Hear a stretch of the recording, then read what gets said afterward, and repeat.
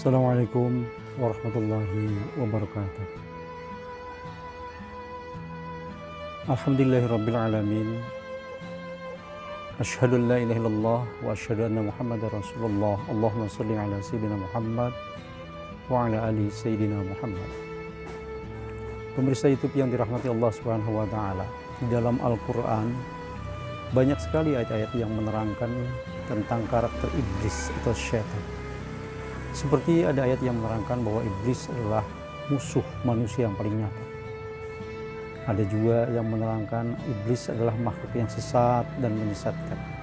Bahkan ada pula ayat yang menerangkan bahwa iblis selalu berupaya menggoda dan menjerumuskan manusia sebanyak-banyaknya. Kemudian dalam menjalankan misinya itu iblis cukup licik.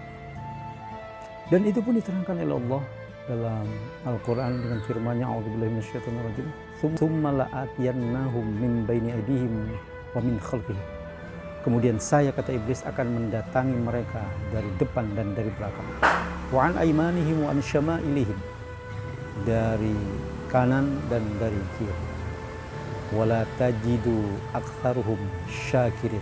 Akan tetapi, kata Allah, engkau tidak akan mendapati kebanyakan mereka bersyukur. Begitulah Allah menerangkan dalam Al-Quran tentang kelicikan, kegigihan, keuletan iblis dalam menggoda dan menjerumuskan manusia. Dalam kesempatan yang berbahagia ini, saya ingin tentang 7 jebakan iblis dalam menggoda dan menjerumuskan manusia.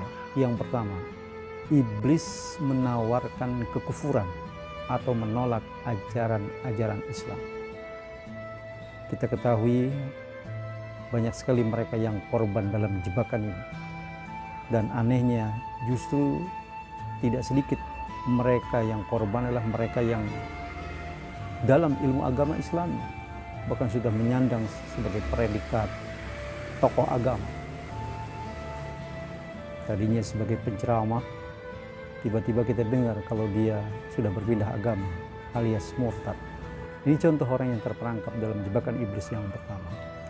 Kalau iblis tidak berhasil dengan jebakan yang pertama itu, iblis datang dengan jebakannya yang kedua, menawarkan manusia untuk melakukan bid'ah.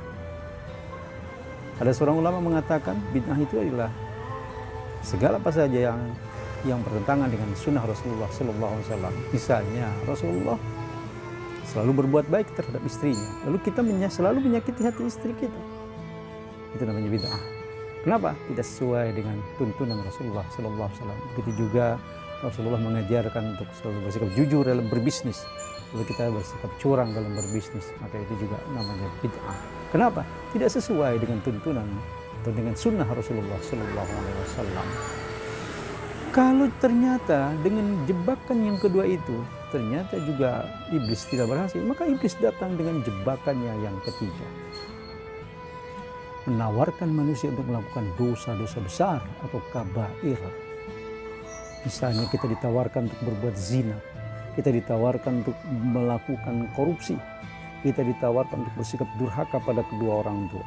Dengan halus, dengan lembut, iblis merayu dan membujuk kita bahwa perbuatan zina itu pada dasarnya merupakan sistem pergaulan masa kini.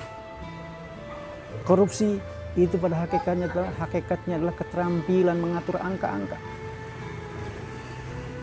Durhaka pada orang tua itu pada hakikatnya adalah nasihat baik seorang anak kepada orang tua. Begitu iblis membujuk dan merayu manusia lewat jebakannya yang ketiga. Kalau juga tidak berhasil dengan jebakan yang ketiga, iblis datang dengan jebakannya yang keempat, menawarkan manusia untuk melakukan dosa-dosa kecil atau shaghair. Misalnya untuk melakukan perbuatan zina, maka iblis menyuguhkan kenyamanan kepada manusia untuk duduk berduaan dengan wanita yang bukan mahramnya di tempat yang sunyi. Kemudian dilanjutkan dengan sentuhan kecil. Kemudian dilanjutkan dengan berpegang-pegangan. Akhirnya sampailah pada perbuatan zina. Makanya dalam Al-Quran Allah sudah tegaskan, wala taqrabuz zina innahu kana fahisyatan wa sa'a sabila. Janganlah kamu dekati perbuatan zina, karena yang demikian itu adalah perbuatan yang keji dan jalan yang amat buruk. Pemirsa YouTube yang dirahmati Allah Subhanahu wa taala, kalau juga belum berhasil dengan jebakan yang keempat, iblis datang dengan jebakannya yang kelima, yaitu menyibukkan manusia untuk melakukan pekerjaan-pekerjaan yang mubah, lalu mengabaikan manusia melakukan pekerjaan-pekerjaan yang wajib. Misalnya, mereka yang suka menyaksikan pertandingan sepak bola di Gelora Bung Karno yang berlangsung ba'da asar, itu pada akhirnya membuat dia terbengkalai melakukan sholat maghribnya. Begitu juga pelajar yang asyik bermain catur, sehingga dia mengabaikan tugas-tugas sekolahnya. Nah, itulah jebakan iblis yang kelima. Kalau juga tidak berhasil dengan jebakan yang kelima, iblis datang dengan jebakannya yang keenam, yaitu menyibukkan manusia untuk melakukan ibadah di satu sisi, lalu mengabaikan manusia melakukan ibadah di sisi lain. Orang yang selalu berzikir di sudut rumahnya, sehingga dia mengabaikan kewajibannya mencari nafkah untuk istri dan anak-anak.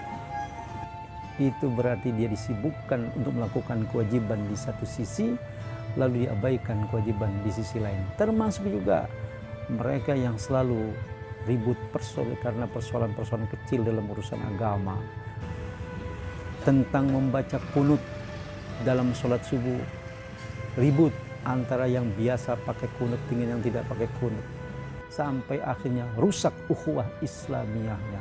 Ini berarti dia terjebak dalam jebakan iblis yang keenam. Kemudian iblis datang dengan jebakan yang terakhir, yaitu menyakiti hati orang-orang yang bertakwa.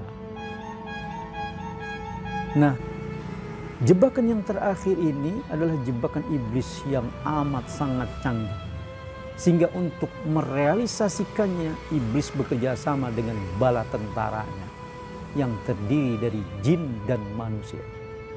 Manusia yang mana? Manusia yang sudah menjadi iblis sebelum digoda iblis. Nah, jebakan yang terakhir ini misalnya orang yang alim difitnah, ilmu yang diajarkannya dianggap dusta, nasihat-nasihat agama yang sudah disampaikan kepada jamaahnya dianggap sebagai sebuah pernyataan yang bisa memecah belah anak-anak bangsa. Kemudian kebersihan namanya, kesucian pribadinya dicemari dengan berita-berita hoax yang kadang sengaja diviralkan di media-media sosial. Ini jebakan iblis yang terakhir, sehingga buat orang yang bertakwa, kalau tidak mampu menghadapinya, dia akan tergelincir. Itulah 7 jebakan iblis dalam menjerumuskan manusia. Pemirsa YouTube yang dirahmati Allah Subhanahu wa taala, mudah-mudahan apa yang saya sampaikan ada manfaatnya, dan kalau suka pada video ini jangan lupa di subscribe, like, comment, and share. Terima kasih. Wassalamualaikum warahmatullahi wabarakatuh.